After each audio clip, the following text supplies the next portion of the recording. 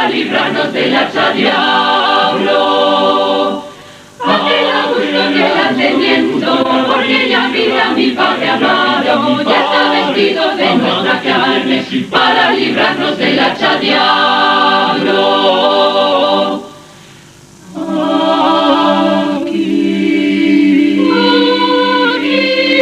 Tienes estos signos llenos de un santo alegría, estátelos con tu Padre y con tu Madre María, estátelos con tu Padre y con tu Madre María.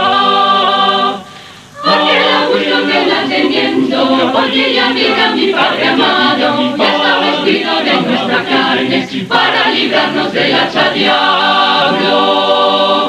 Aquel Augusto que la teniendo, porque ya mira mi Padre amado, ya está vestido de nuestra carne, para librarnos del hacha diablo.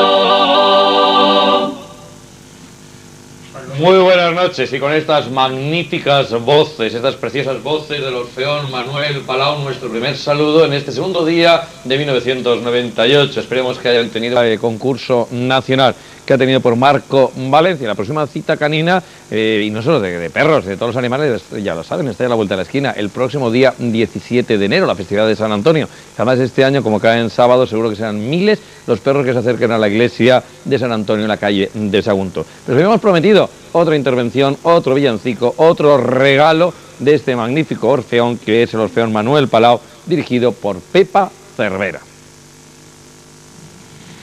The sun is shining, the grass is green, the orange and palm trees sway. There's never been such a day in Beverly Hills, LA.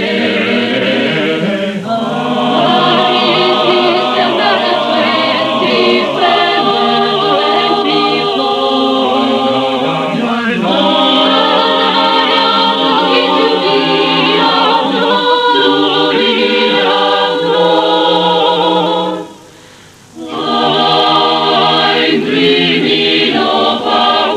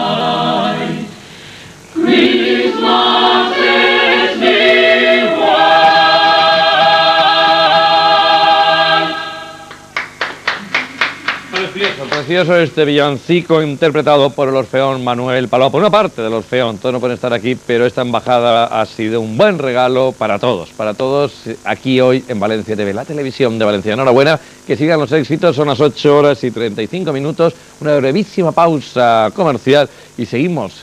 No olviden que tenemos una invitada hoy que es de lujo, importantísima, doña María Consuelo Reina.